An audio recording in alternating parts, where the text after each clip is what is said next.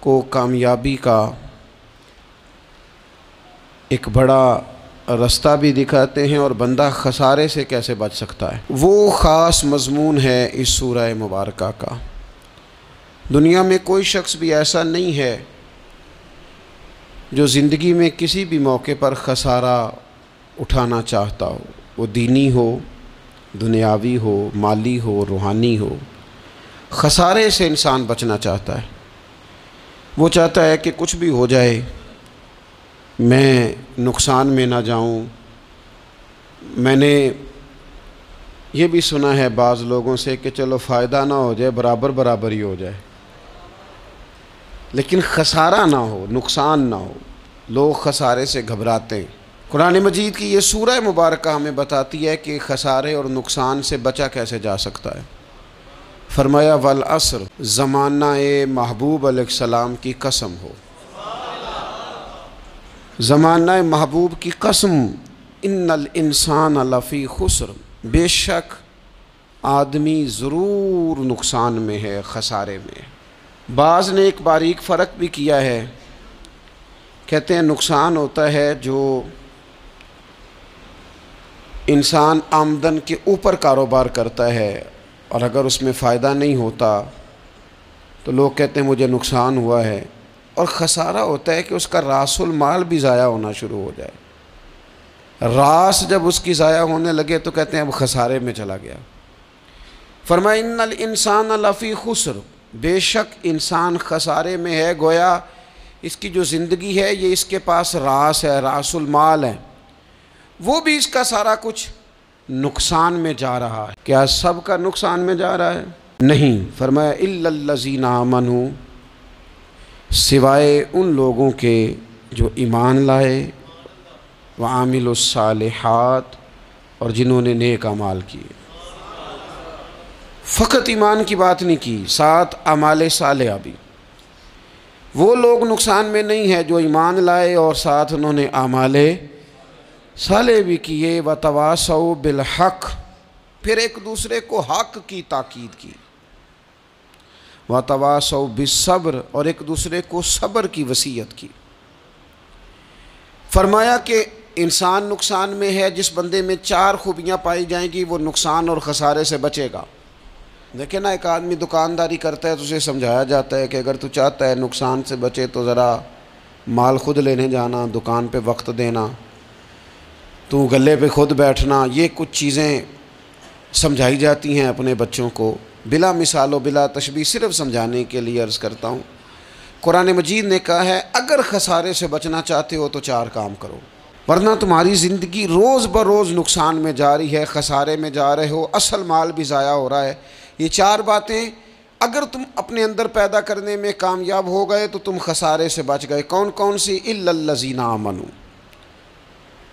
ایمان لاؤ، پختہ ایمان، یقین کامل کی دولت، یؤمنون بالغیب، غیب پر ایمان، طاقتور قسم کا ایمان، ایسا ایمان کہ جو انسان کو اتنا پختہ کر دے کہ اس کے لیے نیکی کے راستے پہ چلنا آسان ہو جائے اور بدی سے خود بخود اس کی طبیعت و چاٹ ہونے لگے۔ پختہ ایمان ہو، مضبوط، وعاملوا الصالحات، اور پختہ ایمان کے بعد پھر اعمال صالحہ سے اپنے آپ کو آراستہ کرو۔ تمہاری زبان سچ بولے، تمہاری آنکھیں شرم و حیا والی ہوں، تمہارا وجود جب بھی قبول کرے رزق حلال ہی کو قبول کرے، سوچیں ستھری ہوں، نظریات پاکیزہ ہوں، طبیعت خیر خائی والی ہو، کسی کے لیے اچھے جذبات رکھتے ہو، تمہارا وجود نفع بخش ہو، ہمیشہ کسی کا بھلا کرنے کی خواہش طبیعت میں مچلتی رہتی ہو۔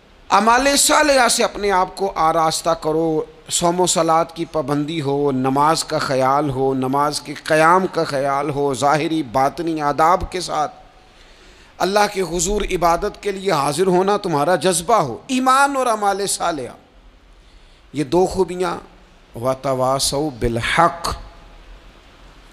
پھر ایک دوسرے کو نا حق کی تاکید بھی کرو، نیرا بیٹھ نہیں جانا نیک اعمال کر کے۔ حق نے کی ہیں تیرے ذمے دوہری ذمہ داریاں، خود تڑپنا بھی ہے، اوروں کو تڑپانا بھی ہے۔ نرا تو نے خود ہی نہیں تڑپنا، تیری ذمہ داری یہ ہے کہ کسی اور کو بھی تو تڑپائے۔ وَتَوَاصَوْا بِالْحَقِّ، تاکید حق کرنی۔ ہمارے اندر ایک بہت بڑا مسئلہ ہے، دو حکم ہے شریعت کے، ایک ہے امر بالمعروف، ایک ہے نہی عن المنکر، نیکی کا حکم دینا اور برائی سے منع کرنا۔ میں نے دیکھا ہے کہ بڑی کمزوری پائی جاتی ہے، نیکی کی بات لوگ پھر بھی کر لیتے ہیں، لیکن نہی عن المنکر، کسی بندے کو برائی سے روکنا، منع کرنا، طبیعت ہوتی ہے گڈ بک میں رہنے کی، مزاج ہوتا ہے سب کی آنکھوں کا تارا بننے کا۔ اپنے گھر کے اندر بھی اتنی جرت کا مظاہرہ نہیں کرتے کہ غلط کو غلط کہہ سکیں، حق بات کی تائید کر سکیں، طاقت ہی نہیں ہوتی۔ ایسی عجیب سیاست سکھا دی گئی ہے کہ ہر شخص ایک عجیب رنگ میں اپنی زندگی بتانا چاہتا ہے۔ قرآن مجید کہتا ہے خسارے میں چلے جاؤ گے اگر کلمہ حق تمہاری زبان پر نہیں آتا۔ اگر کلمۃ الحق ادا کرنے کی تمہارے اندر طاقت نہیں ہے تو تم نے ضائع کر دیا سارا وقت، حاصل کیا کیا؟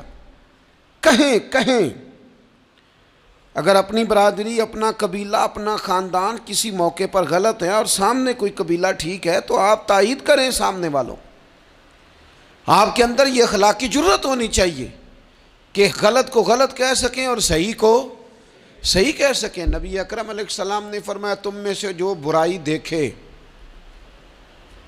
وہ چاہیے اسے کہ وہ ہاتھ سے بدل دے، مظاہرہ کرے جرت کا کہ میں نہیں ہونے دوں گا، اور فرمایا اتنی طاقت نہ ہو تو زبان سے ہی کہہ دے، اعلان کرے برائی کے خلاف، اور فرمایا یہ بھی نہ کر سکے تو دل میں ہی برا جان لے، ذالک اضعف الایمان، یہ کمزور ایمان کی علامت ہے۔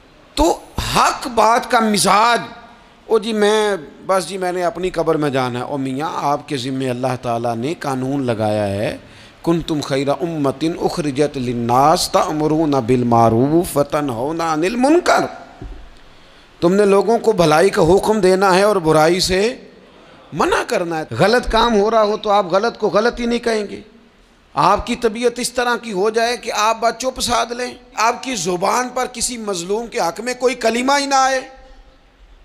ایک بستی میں 2-3 لوگ بڑے نیک رہتے تھے اور باقی بستی ساری گناہوں میں، معاذ اللہ، اللہ کی نافرمانیوں میں، حدوں کو توڑنے میں مشغول تھی۔ اللہ کریم نے فرشتوں کو حکم دیا کہ اس بستی کو الٹ دو۔ فرشتوں نے عرض کی مالک وہاں تیرے 2-3 نیک بندے بھی تو رہتے ہیں، تو رب کریم نے فرمایا سب سے پہلے انہیں تباہ کرنا۔ مالک نیکوں کو، پرہیزگاروں کو۔ فرمایا یہ کس طرح کے پرہیزگار ہیں، خود تو نمازیں پڑھتے رہے اور میری نافرمانی دیکھ کے کبھی ان کے ماتھے پر شکن تک نہیں آیا، کبھی ان کی طبیعت پر بوجھ نہیں بنا کہ لوگ دین کی حدیں توڑ رہے ہیں میں کم از کم زبان سے ہی کہہ دوں، نہ کبھی سوچا ہی نہیں کہ شریعت اسلامیہ کو سر عام پامال کیا جا رہا ہے اور کوئی کلمہ ان کی زبان سے ادا نہیں ہوا۔ پہلے ان لوگوں کو تباہ کرنا، خود تڑپنا بھی ہے، اوروں کو تڑپانا بھی ہے، اپنی زندگی میں حق کہنے کا مزاج پیدا کریں۔ کسی کو روکیں کہ میاں یہاں تو غلط ہے، ہم سے لوگ مشورہ لینے آتے ہیں، ہم ہاں میں ہاں ملا کے گزر جاتے ہیں۔ اگر آپ کو محسوس ہونا کہ سامنے والا بندہ جو آپ کے پاس بیٹھا ہے وہ بات درست نہیں کر رہا تو یہ جرت پیدا کریں، اگرچہ حکمت سے کہیں، دانائی سے کہیں، اچھے جملوں کا چناؤ کر کے کہیں، لیکن اس کو کہیں، اس کو سمجھائیں کہ یہاں تو بھی غلطی پہ ہے۔ اور غلطی دلیر لوگ مانا کرتے ہیں، دلیر لوگ، بزدلوں نے بھی کبھی غلطی مانی ہے؟ بزدل تو اپنی غلطیوں پہ دلیلیں دیتے ہیں، نہیں میرا یہ مطلب تھا، نہیں میں یہ۔ بزدل ساری زندگی کہتے ہیں میں ناکام ہوا فلانے کی وجہ سے، میں پیچھے رہ گیا فلانے کی وجہ سے۔ او خدا کے بندے تو بزدل ہے، اس لیے تو نہیں، اگر تو طاقتور ہوتا تو کم از کم اپنی غلطی تو اپنے کھاتے میں ڈالتا، تو اپنی غلطیاں بھی کسی کے کھاتے میں ڈال رہا ہے، یہ بزدلی ہے۔ تو فرمایا ایمان لائیں، اچھے اعمال کریں اور حق بات کی تاکید کریں۔ اچھا جب حق بات کی بات کریں گے تو یہ ہو نہیں سکتا پھر تکلیف نہ آئے، پھر مخالفت نہ ہو، پھر ساری دنیا ٹھیک ہے، یہ ممکن نہیں ہوتا۔ اب مشکل آئے گی تو فوراً کہا وَتَوَاصَوْا بِالصَّبْرِ، ایک دوسرے کو صبر کی وصیت کریں۔ مشکل تو آئے گی، جب آپ حق بات کہیں گے تو کچھ لوگوں کے مفادات پر چوٹ بھی لگے گی، کچھ لوگ مخالفت بھی کریں گے۔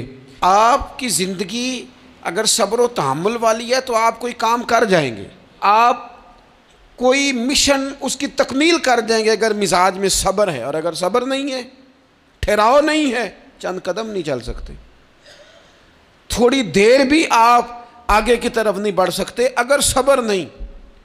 ایک تو یہ ہے نا کہ میرا کمپنی میں گزارا نہیں ہوتا، ایک تو یہ ہے نا کہ میرا دوستوں میں گزارا نہیں ہوتا، اور ایک تو یہ ہے نا میرا دفتر میں صبر نہ ہو، ذمہ داری سے کہہ رہا ہوں، صبر نہ ہو تو ماں باپ سے بھی گزارا نہیں ہوتا۔ میں ذمہ داری سے کہنے لگا ہوں صبر نہ ہو تو بیوی بچوں کے ساتھ بھی گزارا نہیں ہوتا۔